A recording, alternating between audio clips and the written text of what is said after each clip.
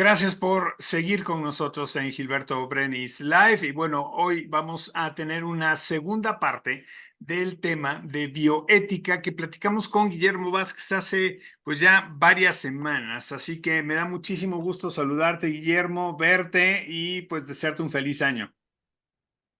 Gracias, Gilberto, gracias. Igual a ti y a todo el auditorio. Feliz año para todos, esperando que sea mejor que cualquier otro que hayamos vivido hasta el momento. Creo que la vez pasada se quedaron muchas cosas en el tintero cuando hablábamos de bioética. ¿Quieres hacer una especie de resumen de lo que abordamos la vez pasada? Sí, si quieres, lo podemos como retomar y hacemos como un resumen chiquito.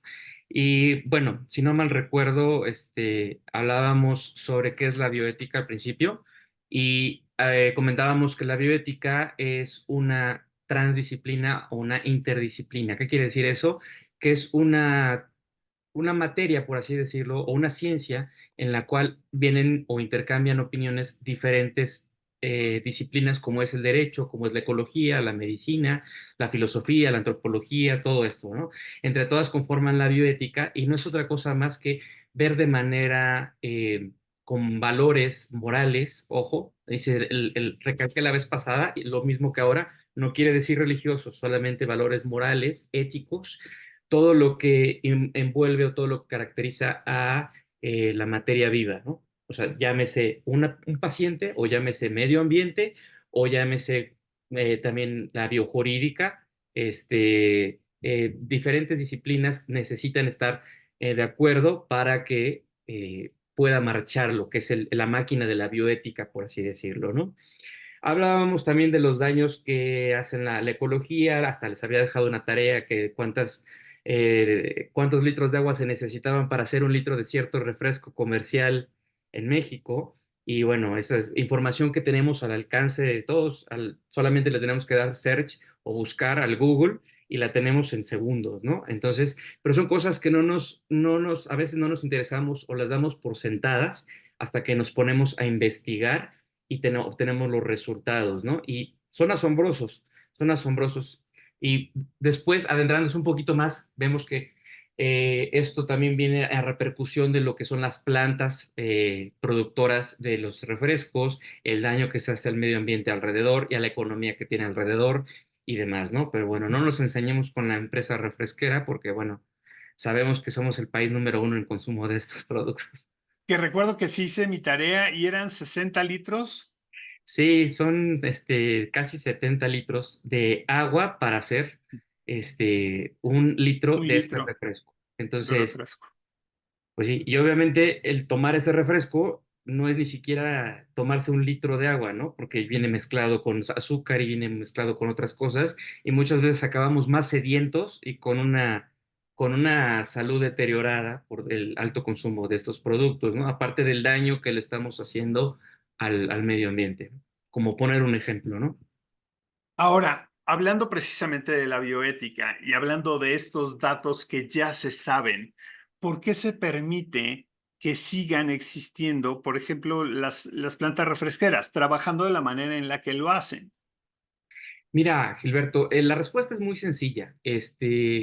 Desafortunadamente, eh, todo es dinero y todo es intereses. Entonces, en la empresa refresquera, por ejemplo, hay un caso muy, muy importante, de esta empresa refresquera en una localidad de la India. Entonces, es donde está una de las plantas productoras más importantes de este refresco, que abastece al subcontinente, que es el continente indio y hace un daño muy, muy importante el nivel ecológico alrededor y a la economía de los agricultores y ganaderos de alrededor, porque la tierra, con todo el desecho que produce las plantas productoras, se vuelve no viable para el ganado y no viable para el consumo humano, ¿no? Sí, la respuesta, regresando, es muy sencilla y esto es intereses y desafortunadamente la laxitud de leyes, ahí es donde entra la biojurídica en ciertos países. Y es, por ejemplo, también donde entra mucho el turismo de reproducción. ¿A qué me refiero con el turismo de reproducción humana? A, por ejemplo, los vientres subrogados o, por ejemplo, la venta, la compraventa de espermas o de óvulos para poder generar un hijo en ciertas parejas, ¿no?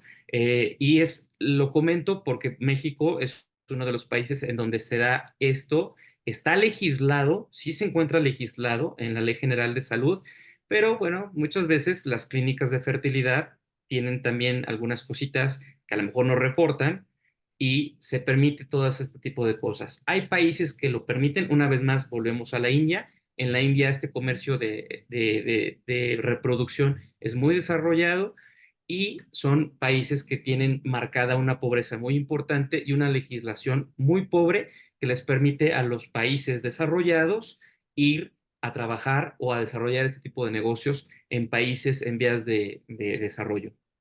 De manera reciente, el Papa Francisco hablaba precisamente sobre los vientres subrogados, no hablaba de pues prácticamente no estaba de acuerdo con que se realizara este tipo de situación. Y pues bueno, como tú lo dices, en México es uno de los países donde se puede hacer legalmente. Creo que no en todos los estados, pero sí en algunos de ellos. Y creo que al final se está atendiendo a una necesidad, pero ¿de qué manera? ¿No? Es ¿De qué correcto. manera? Porque hay mujeres que ya se dedican prácticamente a tener hijos, ¿no? Para ganar dinero. Sí, exactamente. Mira, hay un reportaje muy bueno al respecto que se llama Google Baby y es un documental, está en YouTube, lo puede ver cualquier persona y se llama Google Baby, donde habla precisamente de este comercio de la reproducción y desde la venta de los espermas hasta la venta de los óvulos y donde las parejas muchas veces son parejas de homosexuales que no se pueden reproducir y entonces quieren tener un hijo y en vez de adoptarlo, porque eso sí, hay países que tienen las leyes muy, muy estrictas y muy rígidas en cuanto a la adopción, entonces optan por esta alternativa, por así decirlo. Además de que tienen la alternativa de que, por ejemplo, en el caso de los hombres, puede uno de ellos ser donador de esperma y entonces va a ser realmente el papá biológico del niño. Mismo caso de las mujeres. A veces las parejas homosexuales de mujeres pueden donar óvulos para que se fertilicen in vitro donde sea y se implanten en un útero rentado. Ahora, este documental que estamos platicando es un documental que los vientres subrogados se dan en la India, ¿sí? Y ahí es donde vemos en qué condiciones están gestando a los bebés para un primer mundo, ¿no? Para Inglaterra, para Estados Unidos, para países desarrollados. Pero regresando a lo que nos toca, es decir, regresando a México, tenemos que la Ley General de Salud sí está o sí contempla el, el, la subrogación de útero. Y es bien importante esto que se llama subrogar, porque no necesariamente quiere decir rentar, ¿sí? En algunos países sí se da esa renta, como en la India, pero en México la legislación lo que hace es limitar, uno, a que el vientre subrogado no tenga ninguna transacción. Es decir, yo no puedo rentar o pagarle a nadie para que ese alguien legalmente en México me preste su vientre, su útero. Tiene que ser un acuerdo entre personas y ser como de buena fe. Ok, mi prima, mi hermana, mi conocida, de preferencia que sea familiar o que tenga un lazo importante, me va a prestar como tal el útero. Claro, retomamos lo que dijimos hace rato, tiene que ser algo que se reporta, una clínica que se respete. Entonces va a reportar, aquí hay una subrogación de útero, pero está el tal convenio y está tal consentimiento informado en donde es un útero de un familiar o de una amistad muy cercana que se conocen de tantos años y no hay ninguna transacción, ni por medio de la clínica ni entre particulares. Y es por eso, eso ya es algo completamente distinto a lo que es la anticoncepción y todo esto. Intervienen muchísimas cosas en cuanto al cuerpo de los hombres y de las mujeres. Y es por eso que, como tú comentabas, la Iglesia Católica se ha pronunciado reiteradamente en contra de estos vientres subrogados como método de reproducción. Y aquí es donde entra precisamente en un balance, tú mencionabas esta este toque moral, ¿no? Que se le da a todo este tipo de eventos. Si bien no es religioso, bueno, coincide que en ese momento la religión está hablando al respecto y entonces ya es como que le pone un tache a esta situación, ¿no? Sí. Y bueno, al final, para muchas familias ha sido una solución positiva. Sí, exacto. Para muchas familias, y recordemos que en México se permite ya en varios estados el matrimonio entre homosexuales, y entonces, repito, las leyes sí son un poquito más estrictas en cuanto a la adopción, pero no están tan restringidos para tener una donación de esperma o una donación de óvulos y además tener un útero subrogado para que yo pueda ser el padre o la madre biológica, entre comillas, porque no lo gestas, de tu bebé, ¿no? Y fíjate que uno de mis maestros presentó apenas un artículo muy interesante al respecto de la subrogación de vientre y es el que sigue, ¿no? Versa, no, obviamente no voy a relatar todo el artículo ni los pormenores, pero versa sobre el derecho que tiene el bebé o el recién nacido de esta subrogación de útero o de vientre a la lactancia materna. Es importantísimo. ¿Y por qué lo recalco? Mira, antropológicamente y éticamente y fisiológicamente y psicológicamente, del el recién nacido desde el momento prácticamente de la concepción, es decir, todavía no nace, sino que apenas fue concebido, ya la Iglesia Católica lo considera y muchos otros científicos fuera de la Iglesia, repito, para que no se torne religiosa la conversación, ya lo considera una persona. Y como persona tenemos dignidad humana. Y como esta dignidad humana tenemos derechos inalienables que nos corresponden por el simple hecho de ser humanos, ser personas. Y uno de estos derechos es precisamente el de la lactancia. No podemos coartar este derecho en los bebés. ¿Qué pasa en los bebés de subrogación de úteros?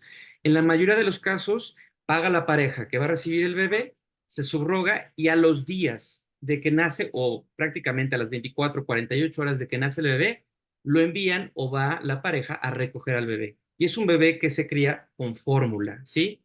¿Qué es lo que pasa? Y aquí viene el dilema bioético. A ver, si tú no, ya lo platicamos, no le puedes negar el derecho al recién nacido a la lactancia materna. Sin embargo, como sabemos, la lactancia materna es una de las cosas que más vínculo forman entre la madre y el recién nacido. Entonces, si la madre le da lactancia al recién nacido, por así decirlo, un mes, aunque sea, o 2 meses, aunque sea, cuando van a recogerlos, la madre ya tiene un vínculo, a lo mejor el bebé no tanto en ese momento, pero la madre ya tiene un vínculo y ya no tan fácil lo quiere dar, ya lo siente como propio. Y es donde vienen incluso muchas veces los conflictos cuando se trata de este tipo de servicios, ¿no? De subrogación. Hay otro tipo de conflicto y es que cuando se crean estos contratos comerciales, repito, la pareja que va a recibir al hijo, al niño o a la niña, firma por un recién nacido con buena salud. Sabemos que si no se hace un diagnóstico prenatal genético, no estamos exentos de tener niños o bebés con un proceso genético como es el síndrome de Down o cualquier otra de estas enfermedades. Y entonces, cuando el niño nace, se han dado casos reportados en el mundo, evidentemente, cuando el niño nace y nace con síndrome de Down, automáticamente la pareja puede decir, no lo quiero. ¿Por qué? Porque yo pagué y estuve pagando cosa que no es barata, estuve pagando para tener un bebé con buen estado de salud. Y este bebé tiene una enfermedad genética y lo rechaza.